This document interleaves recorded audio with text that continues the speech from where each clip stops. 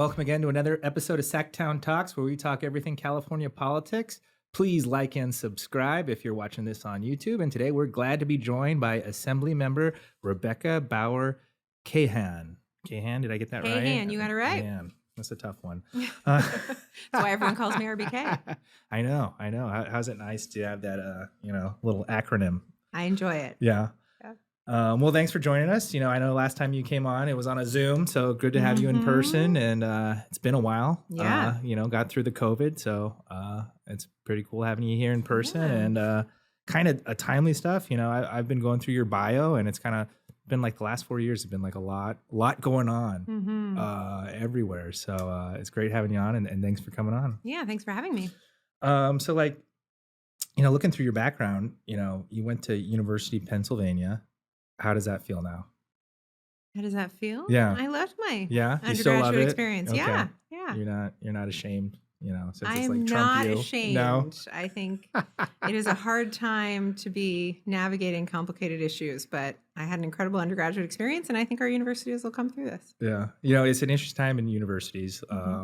Something we haven't seen for maybe like the Occupy Wall Street is like maybe the last time we saw this. Yeah. It's funny. Where I we just thought of like that. student protests. You've been a student for a long time. You went to law school and undergrad. Yep. You've been a professor for a little bit. What's your thoughts on some of these kind of student protests and the issues going on around this? Well, it's funny that you talked about Occupy Wall Street, because I was telling someone that when I was in college, it was Free Darfur. That dates me. Yeah. They took over University Hall, and it was, so this is a longstanding tradition of students to stand up for the rights of people domestically and abroad. And I think it's critical that we protect that right. But I also think we need to balance it with the right of students to access education, be safe on campus, and that it's incumbent upon our universities to do just that, to protect the freedom of speech and balance it with the rights of those who want to make it to class. Yeah, it's like I went to school during the Second Gulf War, invasion of Iraq. I've never seen I guess recently something so passionate where students are drawn to this issue. What do you think it is where you're seeing like the number of students across the country resonate with what's going on here? Yeah, it's interesting. I don't know that I can explain the feelings of every student that are a part of this, but we're hearing, yesterday, I think there was some interesting news coverage about sort of the way students see this as in the broader context of, human rights and equity and et cetera. And I think it's just really important that academia do its job to ensure that people see that issue through the lens of every one of the students, and that we ensure that every student is safe and every student has the right to speak their mind, but do so in a way that doesn't incite hate. Yeah. It's kind of interesting. It's it's not even just the students. You've seen it, in the Democratic convention, there was issues. I'm sure there's been some things in the assembly chambers. You're seeing, celebrities getting, videoed and, pushing this issue forward. What do you think about this issue? Your background and your grandparents being members of the Holocaust, it seems very complex, for us, don't know a lot about it. It's far removed from it. But there seems to be a lot of passion about this here in California, despite us being, thousands and thousands of miles away. Yeah, I think it is. I think you actually said the most important thing, which is it's incredibly complex. And I think that what I hope is that people will come out of this with a real understanding of the complexity of the issues, and that people will understand the need for everyone to be safe and have the right to live a safe and prosperous life. And that's what I hope everybody wants for every human being. And that's what I hope we're advocating for. And I think the vast majority of people who are speaking up, that's what they want. Yeah. So you've been in the assembly now for 2016. So for 8 years. Is that right? This is your 6 year. This is your 6th year? Don't age me. And then, 2018. You were there a little pre-COVID. Then, this it seemed like the COVID years just all blend together for us. What is it like being a veteran member of the assembly, and what are some of the things that I guess you've learned now that you're dealing with that, as a new member, was a learning curve for you? Yeah, it's funny. My colleague, Assemblymember Wicks, who came in with me, she told me the other day that we're legislatively midlife. And I don't know how I feel about that term, but that's what she said, because we're right in the middle of our 12 years. And yeah, we've I mean, I've learned a lot in those 6 years, and, the pandemic took us for a turn in my, after I felt like I'd just gotten my sea legs under me, Mhm. and we made it through that really challenging time for Californians, and now we're coming out of it with a real need to focus on continued recovery and the problems that are plaguing us here at home. And so, we started this whole conversation talking about problems a world away, which are obviously important, but we have real things we need to be focusing Yeah. on here in California: homelessness and access to healthcare across the state, and transportation issues that we didn't solve and went away for a couple years because no one was going anywhere, but are back, and climate change. What is our role in fighting that? And so, I think that's really where our focus should be. Yeah. And so this year, what your chair, new leadership came Yeah. in, new assignments. And so you're chair of the water, parks and wildlife. No, so I No? was No. the chair of Okay. Water, Parks, and Wildlife, and under the new leadership, I'm now chair of Privacy and Consumer Protection. Okay. So that was a shift in Yeah. January. And so I guess, that was a big issue many years ago with social media and all that stuff. Kind of Mhm. what is the focus of that committee kind of this year and moving forward? So we continue to be focused on protecting kids from uh, social media and the harms that have come to pass since the advent of the internet that really we do not have our arms around. But I think the biggest issue this year has been artificial intelligence. The committee hears all AI bills. Hmm. And so we are really at the forefront here in California of trying to ensure that we allow for the innovation and the benefits of AI while regulating it to protect communities. How do you do that when we don't really know what it is yet? Like, I don't know. I guess we've had some tech people on, and they say the great thing about California and the United States in general is we don't really regulate tech, and that's why it grows so well. That's why we're so, I guess, good at it, for lack of a better term.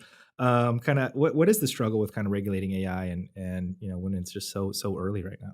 Well, one of the misnomers is that it's so early. I mean, it is so early as we talk about Gen AI, but it is Mm, one small segment of artificial intelligence. There's a lot of artificial intelligence that has been around for a long time, and often it's not the sexier product, so people right. aren't talking about it.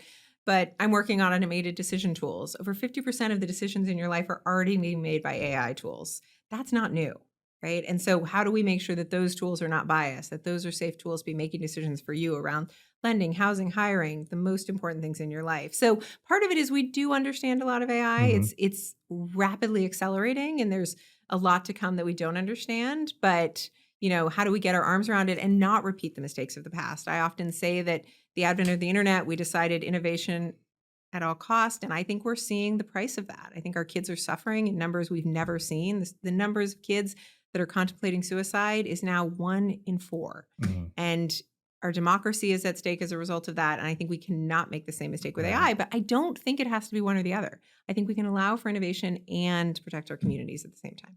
What AI is just like this general broad term, and it can apply Right. to self-driving. A calculator. Yeah, Same. writing papers for kids. Kind of what as you like kind of are hearing about this and it's being applied. Kind of what are some of the things that you're hearing about this is going to be applied to that can kind of make sense to us in the future? Yeah, I think that what people are most afraid of is Gen AI, is the way in which it replaces a student writing a paper. And I think that that is something we need to pay attention to. We need to protect our workforce, but we need to allow for these tools to move forward. But, I mean, right now, when I go get a mammogram, my mammogram is now read by a radiologist and an AI tool. And those AI tools are actually more powerful in finding early signs of cancer in women. That's incredibly exciting. That is Mhm. already happening. Oh, that's So awesome. people don't realize the ways in which it's already appearing in their Mhm. lives in ways that are game changing. Oh, interesting. So yeah, it's going to be used for sports, referees. Wow. Yeah. That is amazing. So, this is something you touched upon is kind of mental health and social media. I know you've been a big proponent for the mental health crisis Hmm. hotline, Yep. and I know that's a big issue kind of affecting youth. Recent Josh Lowenthal bill had his Hmm. daughter testifying. Yep. Can you kind of talk about, what can be done to kind of help youth and social media and kind of, move forward? Yeah, I often say that it's the only business in California that we would allow someone to walk into and they can harm them in any way and there's no liability. If you go into the store and you slip and fall or you buy a product that harms you, there's liability there. For some reason, at the advent of the internet, we decided there was no liability under Section 230 for much of what happens in these social media companies. And the harm is now very real. And it is fascinating to me. We have these billion-dollar businesses that hold no liability for the harms that are being created in their environments. And so I think what we're trying to do is push them to be more responsible, especially as it relates to our kids. And I think it's in the best interest of everybody. I have been I'm going to be frank with you. My kids are not on social media because I'm afraid of the harms that are there.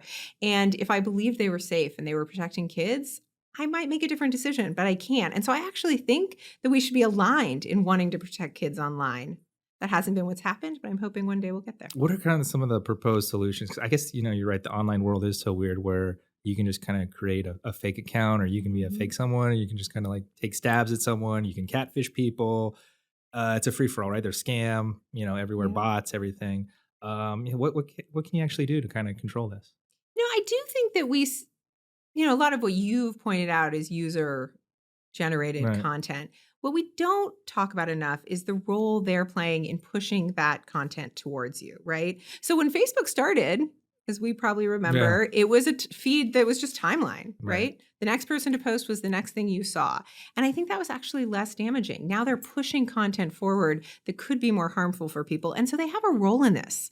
It is not that they're just sitting back and allowing people to post. I guess this is interesting where I guess both of these topics converge is, I guess, the use of AI to push things towards you, and and I guess, predict what you're going to see. Yeah. Kind of what can be done in that sense. So I do think that, as these algorithms, which have created this attention economy where they make money off of keeping our children addicted and Mhm. on longer, Right. I do think we can change that. I think we can do more to try to take content that is harmful to kids and not push it to them. I think we can do more to not try to addict them to this content, even though that helps the bottom line. And so I think that we can push harder on making sure they're our partners in protecting kids and our democracy, right? I mean, part of what we see in the influence of elections is that the content that is most salacious, that these, actors who want to mess with our democracy Mhm. are pushing, are also the algorithm is picking those up and they're Right. replicating them more. And I don't think that we should allow that to just be done without intervention. So, like, there's big discussion recently. Federal government, I guess, is forcing the sale of TikTok. Mhm. Kind of as chair, you're here in California. It's a different issue, but kind of what is the difference between TikTok and Instagram, and why is it a threat that is Chinese owned versus American owned? I think the only difference I see is the question around privacy and how the data is being used. I think one of the things that is really concerning to me is the amount of data that these folks collect and how it's being utilized. And if there is, a foreign government that is collecting this data, how are they using it and what are they going to do with it? And so, I don't know that I know what the answer is and whether I think what has happened in Washington, given what I've read, can still happen under the law is necessarily going to solve all of our problems. But I think it's something we need to really be paying attention to, because when you go on these apps, you're handing over a lot of your private information. I guess for of us that I know Senator Weiner had a bill a couple years ago about the privacy, and now Mhm. every time we go on a website or something, you have to like click a little Yeah. box. Yeah. What data are they collecting from us? And for us that don't know, like when you check that box, what are you agreeing to?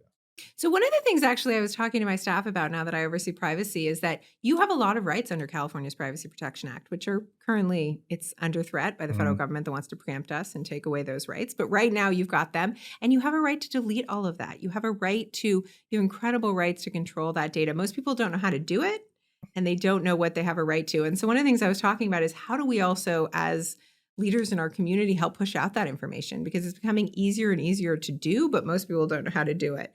So, I think that is something we need to do better at. But the reason you do that is you can now decide in California, do you want them to track you or not? If you allow them, the ads are maybe more targeted to you and you might like them better. So Mhm. I was just told by a colleague that she's decided she wants them to, and that's her choice. But we're giving people that choice. And it really took the lead of the EU. I mean, their privacy laws are incredible. And you cannot look up somebody's address in Europe and find it, right? I mean, people's privacy really is protected in a meaningful way. And we're trying to move Californians in that direction. So as a Californian, if you want to delete your data, kind of how do you do it? So there's actually apps that are popping up. I was just told about one called I can't remember what it's called. I think Delete Me, where you can now go on and it's very because you have these rights, it's inexpensive and people are willing to go do it for you. And they go to each data broker and there have been bills to make it easier. We want one spot Mhm. where you can go to delete. That's not currently the case. Um, but that bill is moving this year. So you can go and you can basically have these apps do that for you because you have a right to And it. so, like, you could take yourself off the internet. You can like have your Y- address, The everything. brokers that sell all of that data, you can say, I'm sorry, I don't want you to have that, which means they can't sell it. What is the market like for this data? How much are these brokers making? Do you I know? don't know, but Imagine it's a pretty good living they're making. Although we now have a data broker registry, so we're going to have a lot more information on what's happening in that. But that just came to pass. And then how do they harvest it? Do they buy it from Facebook, Yeah. Instagram, And then Twitter, they resell it. X, Mhm. and then they resell it? Mhm. Okay. Interesting. And then it goes to what, advertisers or Whoever wants to buy it. like, I think everyone is like always shocked. This is like, you might say something in your house Oh, and then I all know, of a and then it sudden pops an up. ad pops up. Uh, It's so it's creepy. magic. Yeah. Well, magic is one word for Yeah. it. It's like, how does that happen? How does that I happen? know. Yeah. We've had a lot of, there was a bill. And it's instant. It's like, It's really, we had a bill a couple years ago about those the home pods, whatever right. you call them.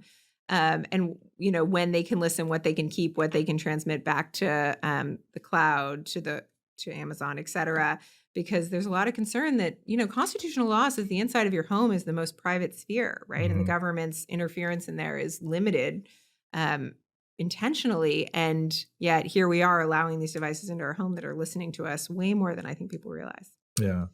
Earlier, we kind of talked about the issue kind of going on with protests and things like that. But, coming from your community, like you're a family, your grandparents came from the Holocaust and immigrated here. Kind of how has that experience that they've shared with you kind of shaped kind of how you are as a legislator? Yeah. My grandmother lived to be almost 98. She passed away just a few years ago. And she and my great grandmothers, one of whom lived to be almost 100, Wow. were a huge part of my life. And their story, is my story. And they were in Vienna. Austria was the only home they'd ever known. And then the Third Reich took over. My grandmother was kicked out of school. Both of my grandparents had to flee.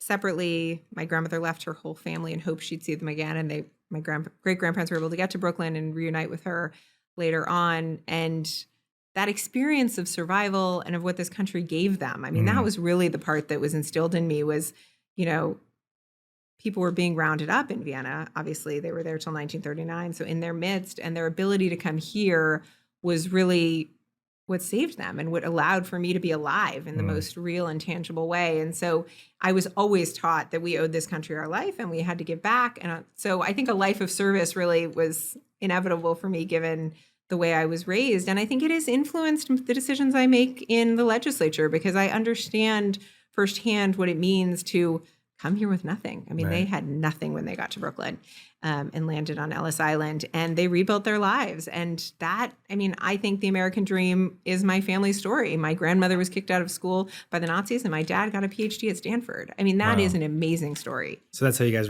ended up in California? Yeah. Your dad went to Stanford? Yeah. Yeah. Oh, that's funny. So here we are in, I guess, the midst of the May revised budget season. Keep hearing it's going to be a tough budget year. Kind of what are some of your issues you're seeing with the budget and kind of some of your hopes that we're able to get out of this? Yeah. One of the things I like to remind people is this will be, even with the deficit, maybe the third largest budget in California history. We have a lot of money. How big is it now? I don't know. The numbers change every day, but it's going to be big. And so we have a lot of money. We can take care of Californians. But I think it's a real opportunity for us to look deeply at what is working. What are the programs that we've done over the last few years with the surplus we've had that are working for Californians, that are improving their lives? And what are the ones that are falling down on the job? And really take this moment to create more accountability, to look deeply at our spending and ensure we're spending it on the things that are working, and maybe take a second look at the ones that aren't. And so I think there's a lot of opportunity. I'd say one of the issues that I am most focused on, and you mentioned it briefly in my work on the mental health crisis, Lifeline 988, is mental health. It is, I believe, the public health crisis of our time. I think our kids need us to continue to remain focused no matter what.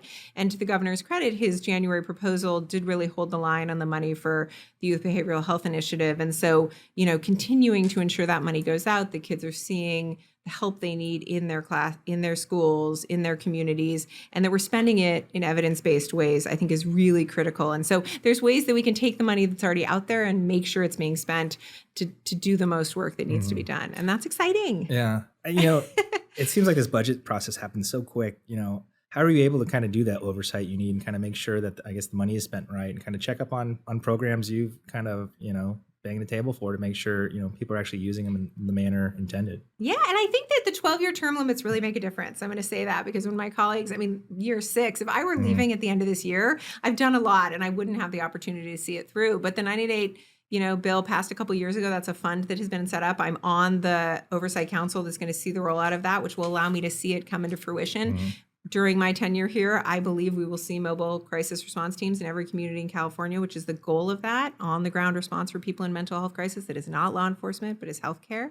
But that's the work we have to do, is we have to pass the bill and then we have to stay on them, right? And so being a part of that council that's rolling it out is a piece of that, but continuing to have conversations with the agencies who are our partners in creating the legislation and doing it right, to say, what's happening? How's this doing? Who's getting the money? How are we making sure it gets to who they want? We got to ask the right questions. You're just saying that, from your grandparents and stuff, you kind of feel this sense of service and giving back.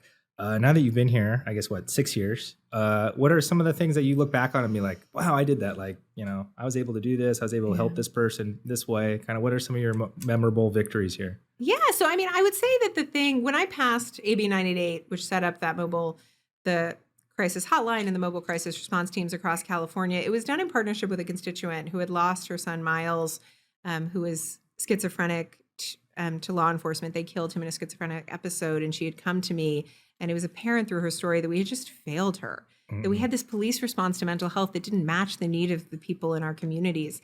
And so we went on this mission to change it to a healthcare response.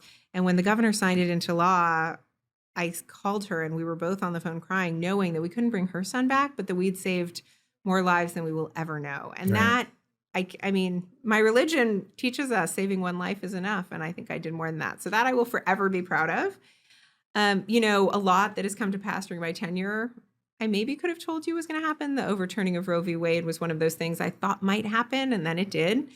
Being in this position to really take the legal background that I have and lead California to be a state that protects access to abortion for everyone who comes here to seek it has been something that I've been incredibly proud of. We passed, I think, some of the most innovative laws to protect California's physicians, providers, patients, and it really took some creative legal work to make that happen. And now we have states across the country following our lead in that, and I think that work is something that I'm really proud of. Yeah, that's crazy. When I was in law school, it was like the gay marriage case was up, being pending, and it was like more expansive of rights. never did you think that we would go backwards. But I guess I'm older than you. I worked on the briefs for the gay marriage cases. So we're right in the thick of, I guess, committee season. Kind of what's your ledge package looking like, and kind of what are you working on? Yeah, it's looking good. We're about to head into appropriations, so we'll see what comes out of that given the tight budget this year. But we did a pretty good job of carrying a bill load that I think has low cost. So How many? I'm optimistic. How many bills you got? Oh gosh, I don't know how many bills left we have. Oh, we have 21. 21 left.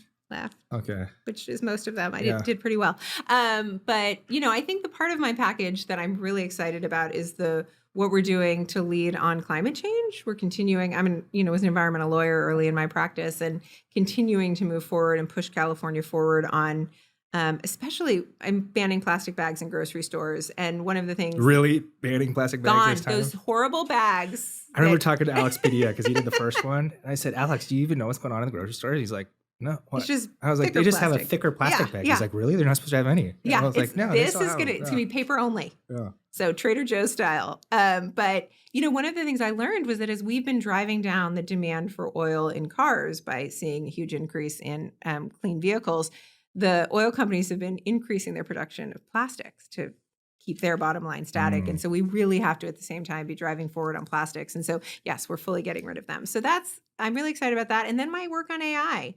We're really moving forward to protect people from the bias in these automated decision tools and the AI products, trying to figure out how we do Safe AI while working with the community to move forward on innovation. I think it's the next future of Silicon Valley. And as a child of Silicon Valley and a representative of the Bay Area, it's important. But we also know that 90% of Californians want to make sure we're regulating AI to keep them safe. So leading in that space, one of my bills will be a registry for AI tools, so we know what's going on, is really important work. All right. Well, awesome. Sounds like you got your work cut out for you. Thanks for coming on and taking the time, and looking forward to see how your year ends up. Thanks for joining us. Thanks for a great conversation. Awesome.